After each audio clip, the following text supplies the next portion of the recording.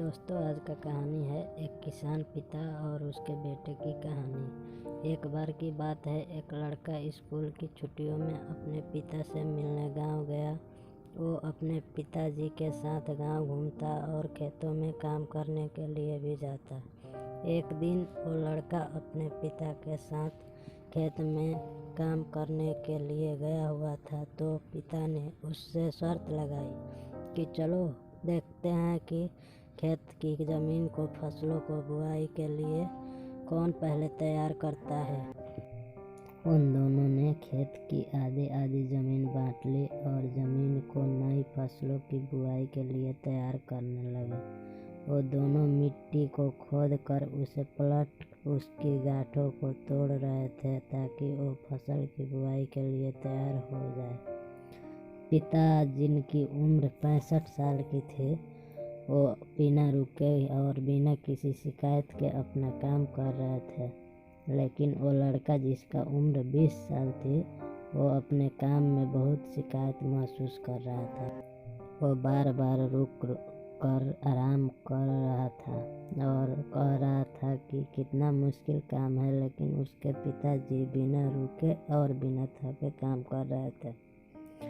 फिर जब शाम हुई तो लड़का देखता है कि पिताजी ने अपने हिस्से की सारी ज़मीन की बुआई कर ली है और उनके हिस्से की ज़मीन अब फसलों की खेत के लिए तैयार है, लेकिन उसके हिस्से की ज़मीन में अभी आधी ज़मीन का भी काम पूरा नहीं हुआ था।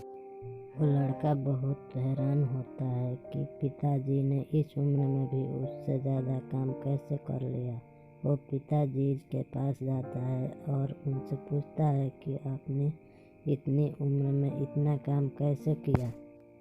तो पिताजी ने जवाब दिया कि जब भी हम सोचते हैं कि काम कितना मुश्किल है या फिर अभी कितना काम पड़ा है, तो हमारा मन बहाने बनाने लगता है। इन सभी बातों के बारे में सोचना ही हमारे काम को और ज़्यादा मुश्किल बना देता है।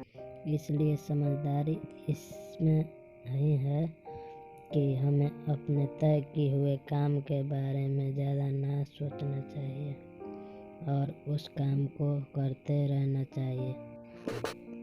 दोस्तों, इस कहानी से हमें ये सीख मिलती है, यदि हम तय किए हुए काम के बारे में ज़्यादा सोचते हैं तो वो काम हमें बहुत ज़्यादा कठिन लगने लगता है।